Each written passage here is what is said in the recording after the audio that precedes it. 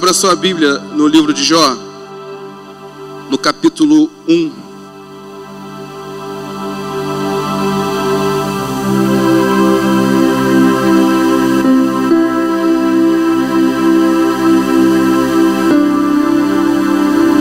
Jó, capítulo 1.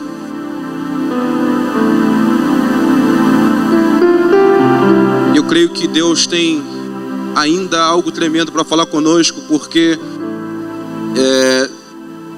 no primeiro testemunho e agora também no segundo testemunho é um pouco do que eu quero compartilhar com você nessa noite. O que foi falado aqui nos testemunhos é um pouco do que eu quero tratar com você. O tema dessa mensagem é superando as crises na família. Superando as crises na família. Vamos ler o texto. Capítulo 1, versículo 1. Havia um homem na terra de Uz, cujo nome era Jó. Este homem era íntegro e reto, temia a Deus e desviava do mal.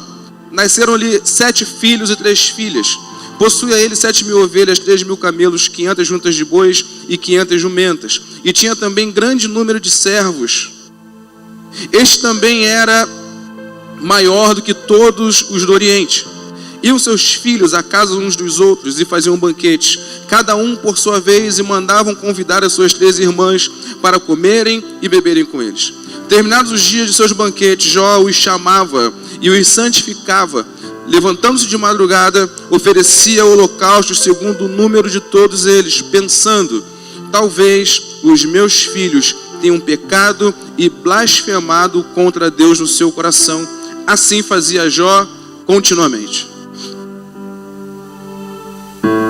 Eu olhando esse texto, e quando eu fui convidado para ministrar aqui nessa vigília, no mesmo dia que o diácono Marcos falou comigo, Deus colocou Jó no meu coração, e depois vem confirmando, porque naquela semana todo mundo que vinha falar comigo acerca da palavra, de alguma forma falava de Jó.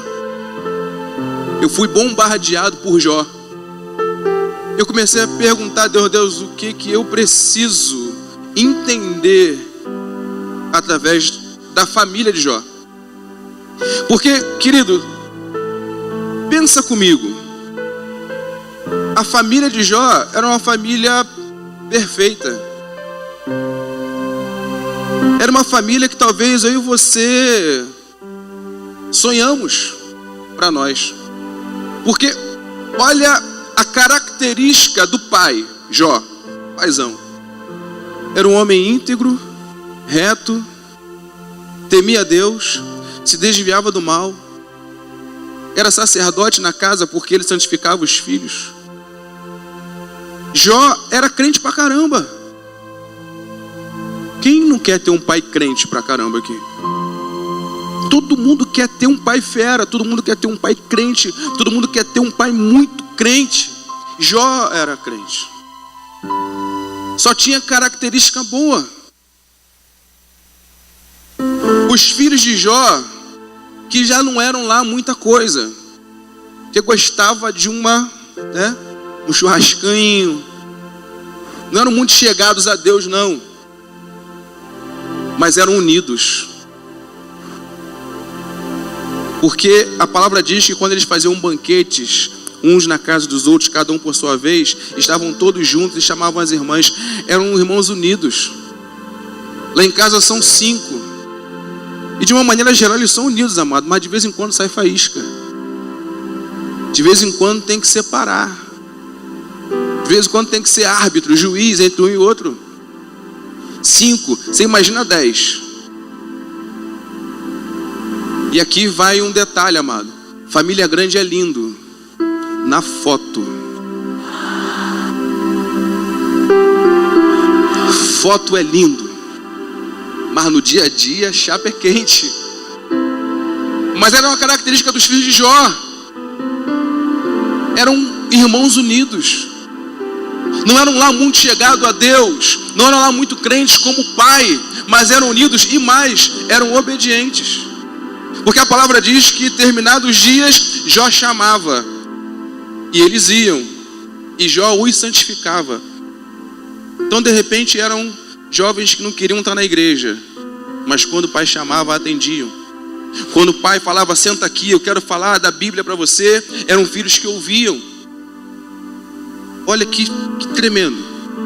Porque de repente os nossos filhos não são, aquilo que nós sonhamos acerca da obediência, acerca dos estudos, acerca dos namoros. Talvez o teu filho, o meu filho, não seja aquilo que nós projetamos na nossa mente.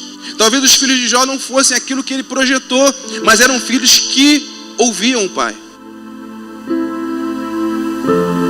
A característica dos filhos eram filhos unidos e obedientes. A característica do pai era um pai crente pra caramba e que santificava os filhos.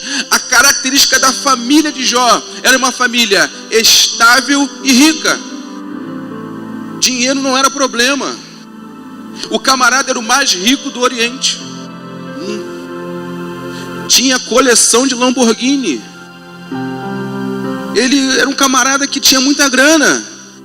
Ferrari era para o empregado. Quantos de nós, amado, não queria ter esse grande problema que é ter muito dinheiro? Quantos de nós não queria ter esse problema? De uma conta bancária recheada. E a esposa, que não aparece aqui, mas nós vamos ver mais à frente, a característica da esposa de Jó, e todo mundo fala mal da coitada. Todo mundo fala mal dela. Mas ela tem uma característica também, que todo homem espera de uma esposa: fidelidade. Ela foi fiel. Porque nós vamos ver mais à frente que o camarada ficou doente, pobre, sentado na cinza, com pano de saco. Ela falou que não devia, amado, mas estava lá do lado dele. Porque hoje nós vemos por muito menos mulheres abandonando suas casas. Dizem alguns estudiosos, eu não sei o que estou dizendo, são os estudiosos que dizem que a enfermidade de Jó, as chagas, os tumores que ele tinha na pele, se o vento estivesse a favor, dava para sentir a mais ou menos 150, 200 metros, se sentia o fedor de Jó. 150, 200 com vento a favor. E a mulher ali do lado? Dizem que a enfermidade de Jó é como se ele tivesse em estado de putrefação. Alguém aqui já teve o desprazer de sentir o cheiro de um cadáver? Você que teve esse desprazer de sentir o cheiro de cadáver já em estado de putrefação, você passou um vislumbre do que a mulher de Jó passou. É podre. A carne humana, sem o fôlego de vida dado por Deus, é podre. Mas a mulher estava lá. Então olha que quadro familiar lindo. O pai é crente, a mãe é fiel, os filhos dão trabalho, mas são obedientes. A família não tem problema de dinheiro. A família é um modelo, a família é um exemplo. A família é a família que nós queremos para nós. Só que um dia a crise chega. A crise bate à porta dessa família. E eu quero dizer uma coisa para você, querido. Não é profecia, é análise sistemática. A crise na família não é uma questão de se, é uma questão de quando. Será que eu vou passar a crise na minha família? Não, não pense assim. Pode pensar, quando é que a crise vai chegar? Porque ela vai chegar para todo mundo. A crise na família chega para todo mundo. A crise na família chega para todas as famílias. Porque não existe família perfeita. Não existe família perfeita. Porque é perfeito só um, Cristo Jesus, o nosso Salvador. Fora Ele não tem mais ninguém perfeito. Onde tem ser humano, tem imperfeição, tem limitação, tem metas a atingir na questão de caráter. Então não existe família perfeita. Mas existem famílias que permanecem unidas, lutando. E é isso que eu quero motivar o teu coração nessa noite. Que você continue lutando pela sua família. Que você continue unido na sua família. Que você não desista da sua família. Porque a crise vem, amado. A questão é como eu e você nos posicionamos diante da crise. Essa é a diferença. Como eu e você nos posicionamos diante da crise que bate à nossa porta. E a primeira crise que eu quero trazer para nós é a crise financeira. Jó era o homem mais rico do Oriente. E aí a pobreza aparece. A firma de camelo vai à falência. Jó fica pobre, diz a palavra. E eu não vou ler aqui para a gente poder ganhar tempo. Mas que Deus permite que o diabo toque na vida de Jó. Na vida financeira de Jó. E os inimigos vêm e roubam tudo. Roubam tudo. A crise financeira bate. A crise financeira é uma realidade em muitas famílias no nosso país. Muitas famílias dentro da nossa igreja. A crise financeira é algo real, amado. O país está em crise. Você não, porque você espera no Senhor, né? Até fizeram aí um dito popular gospel. Nós não estamos em crise, estamos em Cristo. Aleluia por isso. Mas você tem que estar muito em Cristo mesmo, mano. Porque tem muita gente desempregada na igreja.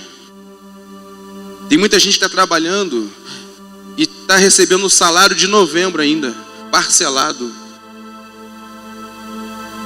Encontrei uma senhora na fila do mercado, se eu não me engano, e falando de crise, foi no mercado. Eu pensei alto, né, vendo os preços das coisas. Eu falei, está muito difícil até para comer. E a senhora de mal falou assim, imagine eu, que recebi R$250 do salário de novembro, e não tenho previsão de 13º, a gente está em maio. R$250. Agora, a crise é real, mas o que eu faço diante da crise? Jó ficou pobre. Além de pobre, os 10 filhos que ele tinha, mano, se vão. Todos de uma vez. Vai tudo embora. Pense você perder o seu filho. Pense você, querido, perder a sua filha.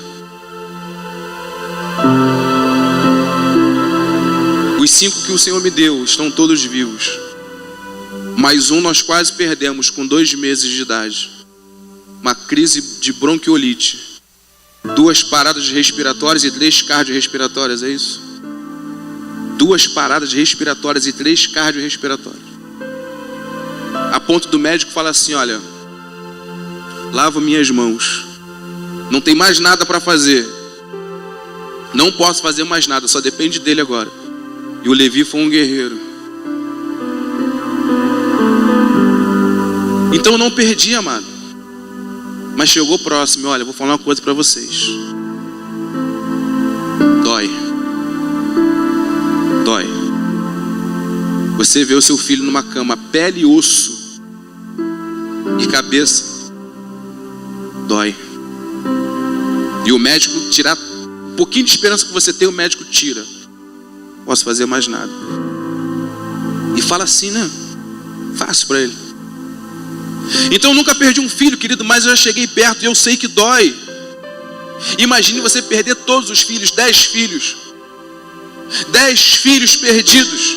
Então essa família começa a enfrentar uma crise financeira. Essa família começa a enfrentar a crise da perda dos filhos. E mais, Jó fica doente de uma enfermidade que não tira só a saúde, mas tira a honra.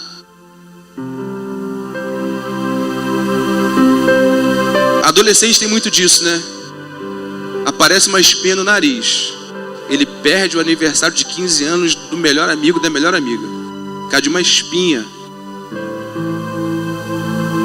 Por quê? Porque mexe na imagem. Imagina um homem, como diz a palavra, da planta da cabeça à planta dos pés. Do alto da cabeça à planta dos pés. Podre. A dignidade dele foi embora. A honra dele foi embora. A alegria dele foi embora. Então essa família começa a perder dinheiro, perder os filhos, enfrenta o desafio de uma enfermidade que ataca de uma maneira brutal ao chefe dessa família. Como vamos enfrentar isso, amado? Como se levantar diante de uma situação dessa? Como atravessar uma crise que está chacoalhando as bases dessa família? Como que você vai superar a crise que você está passando na sua casa, com o seu filho, com o seu marido, com a sua esposa, com a falta de grana, com a enfermidade? Como? A primeira coisa para você superar a crise é o que já foi pregado aqui. Alicerce a sua casa na rocha que é Cristo Jesus. Convide Jesus a estar dentro da sua família. Traga Jesus para dentro da sua casa. Mas pastor, como que eu faço isso? Querido, eu sei que é difícil. Lá em casa as agendas são incompatíveis. Tem faculdade, trabalho, tem tudo mais. É difícil, é muito difícil. Mas nós precisamos, dentro das agendas, encaixar um tempo para orar juntos. Force a barra. Querido, que seja 5 minutos por semana. Pô, pastor, mas é pouco. Mas é o que dá? Faça. É o que consegue? Faça. Sente, converse, dialogue acerca do reino de Deus. Traga a presença de Deus para dentro da sua casa. Porque sem a presença de Deus dentro da nossa casa, nós não vamos conseguir superar. Sem o princípio do Evangelho de Jesus Cristo dentro da nossa casa, nós não vamos conseguir superar. Porque o Evangelho diz o seguinte, que você, isso, segundo a minha interpretação, você casou, vai chupar a manga até o final. E até que a morte nos separe de verdade. Então, se isso é um princípio para você, passe a crise que passar. Divórcio não é uma opção. Amém? Divórcio não é opção. Sem esse princípio bíblico de que Deus odeia o divórcio, Jesus diz que o divórcio é por causa da dureza do coração, de um coração que não perdoa. Então Jesus também odeia o divórcio, querido. Se nós não tivermos o princípio bíblico, esse princípio de que o divórcio não é uma das opções, a primeira coisa que a gente pensa é o quê? Vou embora. Eu mereço ser feliz. Eu preciso refazer a minha vida. Eu não vou ficar preso a essa mulher, a esse homem. Eu vou tentar, já que ele não quer, eu quero. Eu vou procurar outra pessoa. Vou refazer a minha vida. Vou refazer a minha família. Se o princípio bíblico não for o nosso alicerce, amado, a mente humana vai pensar uma infinita quantidade de coisas para resolver o problema, segundo princípios humanos. Mas nós não vivemos segundo o princípio humano, amado. Nós vivemos segundo o princípio da palavra. A palavra, a revelação de Jesus Cristo na nossa família é que vai nos ajudar, que vai nos fazer superar todas as dificuldades. Se não for por Jesus, em Jesus e para Jesus, nós não vamos conseguir. Então, o primeiro item para você vencer as crises na família: traga a presença de Jesus para dentro da sua casa. Você pode dizer glória a Deus? Segundo, atrelado a trazer a presença, seja um sacerdote. E aqui eu não estou falando só da figura do homem, porque jogam muito na nossa conta. Não, o homem é um sacerdote, amém, nós somos. Mas mulher, você também é uma sacerdotisa. Levante-se como uma coluna de oração na tua casa. Se o teu marido não quer orar, ore você. Se os teus filhos não querem orar, ore você. O teu marido não quer orar contigo, naquele momento, ora você. Se levante como uma coluna de intercessão na sua casa. Seja sacerdote. Homem, muito mais, porque essa é a nossa função. Porque é muito fácil bater na mesa e falar: quem manda aqui sou eu, porque eu sou o cabeça. Mas na hora de você ser o sacerdote, de sacrificar em favor da tua família, de sacrificar o futebol para estar orando, buscando a Deus, a face de Deus, seja sacerdote, homem de Deus, mulher de Deus. Para superar a crise, precisamos ser sacerdotes, aqueles que buscam a face de Deus, para transmitir à família a vontade dele. Seja sacerdote. Terceiro, para você superar a crise, seja transparente.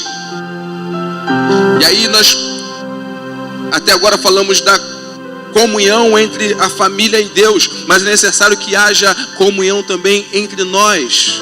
Seja transparente, querido, em nome de Jesus. Não levante uma tenda teatral diante do problema. Não finja que o problema não existe. É necessário conversar, é necessário debater, é necessário ter uma vida transparente. Marido, seja transparente com a sua esposa. Esposa, transparente com o seu marido. Filhos, sejam transparentes com seus pais. Não levante uma máscara, não viva mascarado, não viva uma fantasia, seja verdadeiro. Se a crise chegou à tua casa, abra a tua boca e fale aquilo que está te incomodando. Não diga que está tudo bem, aleluia, glória a Deus, quando na verdade não está. É necessário que haja comunicação, e uma comunicação verdadeira, uma comunicação real, porque na verdade nós não podemos fingir que está tudo bem, se na verdade aqui dentro está tudo mal. Seja transparente, traga à luz aquilo que está em oculto e deixa Deus tratar. Você pode dizer amém? Mantenha uma visão correta de Deus. Olha o que Jó fala. Mais à frente ele vai dizer: Deus deu, Deus tomou, louvado seja o nome do Senhor. Ele vai dizer para a esposa dele, quando a esposa dele diz: amaldiçoa esse Deus e morre, você se mantém íntegro. Amaldiçoa esse Deus e morre. Ele diz para ela: você fala como qualquer louca. Recebemos o bem de Deus, não receberemos também o mal? Tem uma visão correta de Deus. E sabe qual é a visão correta de Deus? Que Deus nunca te abandonou, Deus nunca vai te deixar.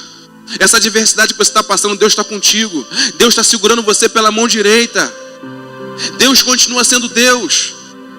As circunstâncias, a crise não pode desmontar, desfazer ou destruir a imagem que você tem de Deus, porque Ele continua sendo poderoso, Ele continua sendo amor, Ele continua sendo Deus que nos segura pela mão, Ele continua sendo Deus que nos supre, Ele continua sendo Deus que nos cura, Ele continua sendo o mesmo Deus ontem, hoje e eternamente.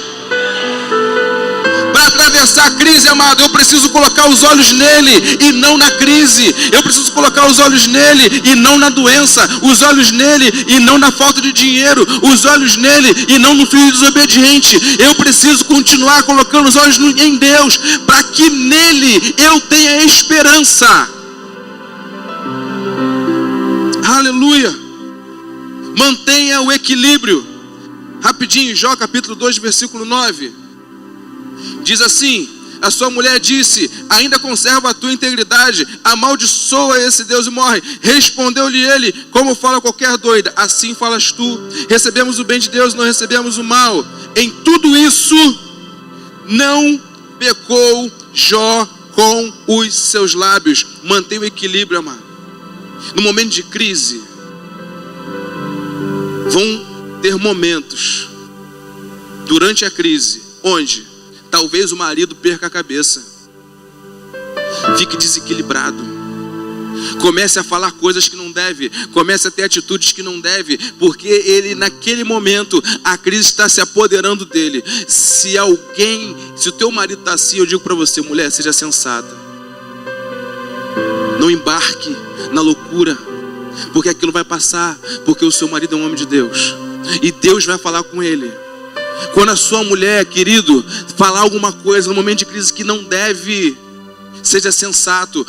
Porque se ela falar o que não deve e você falar o que não deve, daqui a pouco os dois estão brigando, discutindo, e não se sabe por quê, e na verdade não tem motivo, mas tudo é motivo. E aí nessa confusão toda se diz coisas que depois se arrependem.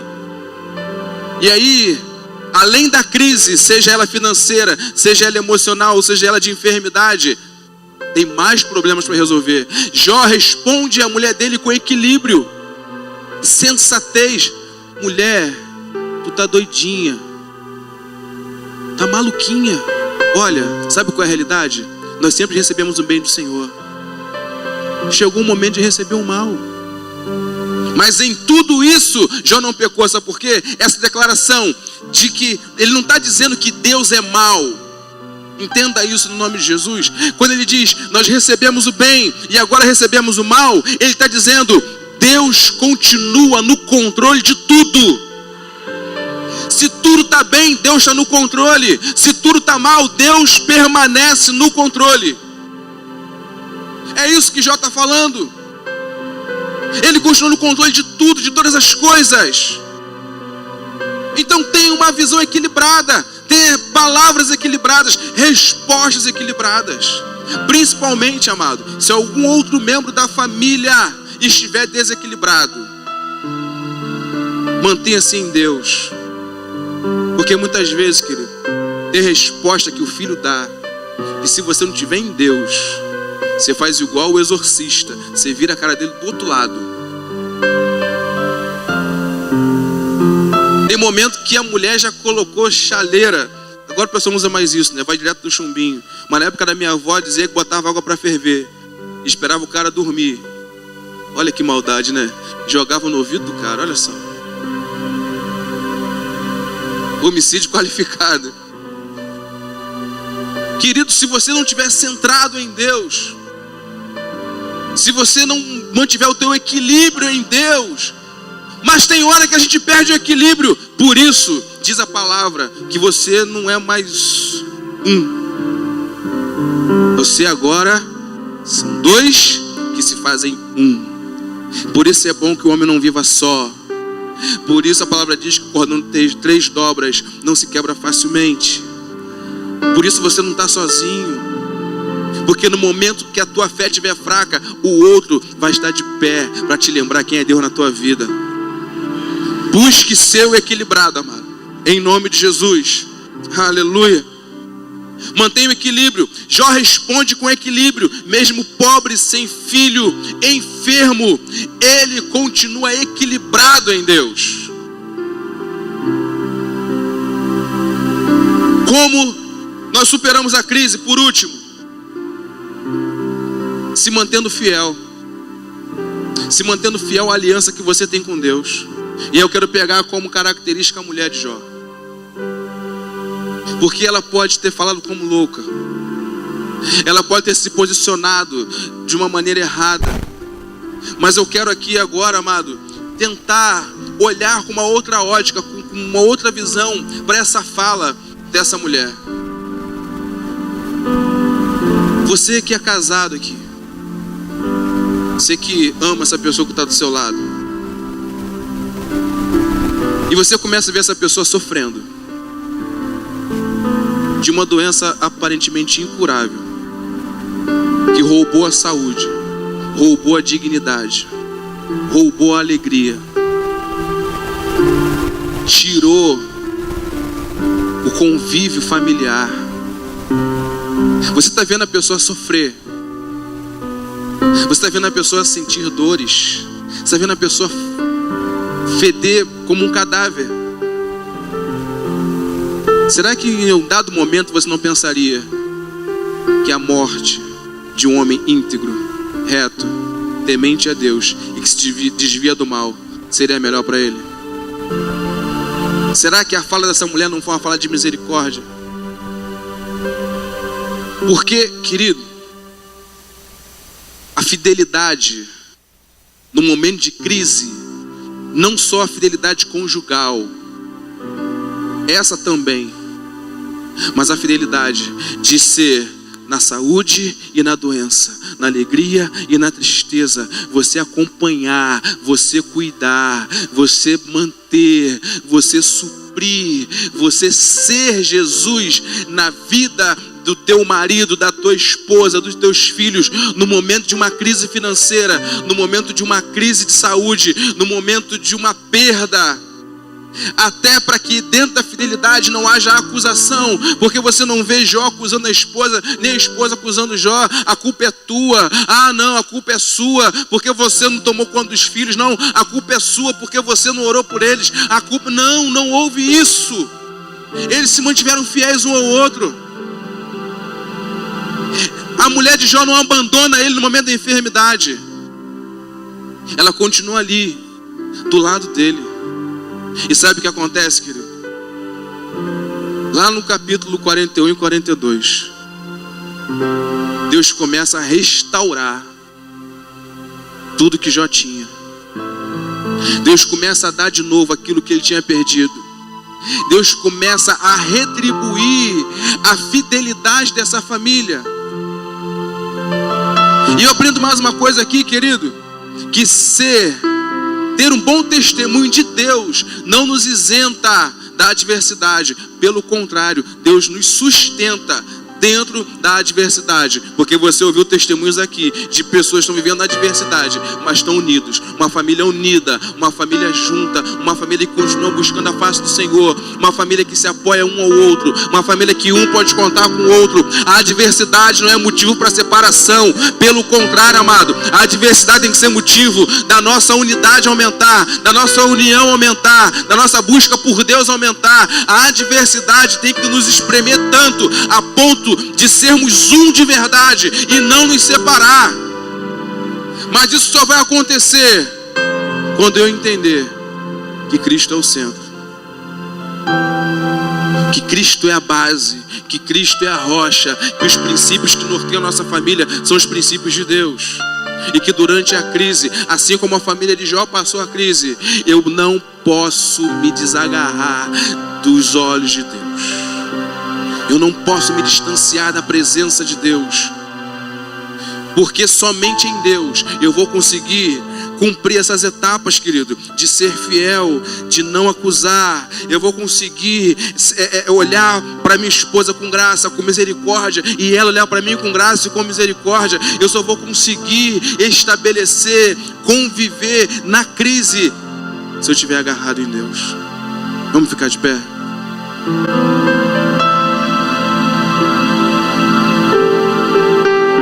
A falta de dinheiro não vai nos separar.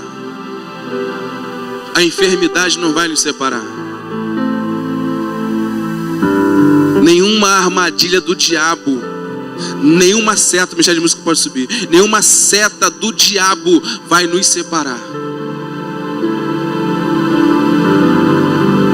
Mas nós precisamos colocar as nossas famílias aos pés da cruz. Nós precisamos trazer a presença de Deus para dentro da nossa casa. Nós precisamos ser sacerdote, buscar Deus para dentro da nossa casa, amado, porque a cada dia o inimigo tem se levantado para destruir as nossas famílias, atacar os nossos filhos, atacar as nossas finanças. Mas nunca se esqueça de uma coisa: maior é aquele que está em nós do que aquele que está no mundo. O Deus que te prometeu é o Deus que vai cumprir. Há uma promessa sobre nós, que eu e a minha casa serviremos ao Senhor. É uma promessa dita por Deus. Eu e a minha casa serviremos ao Senhor. Aleluia!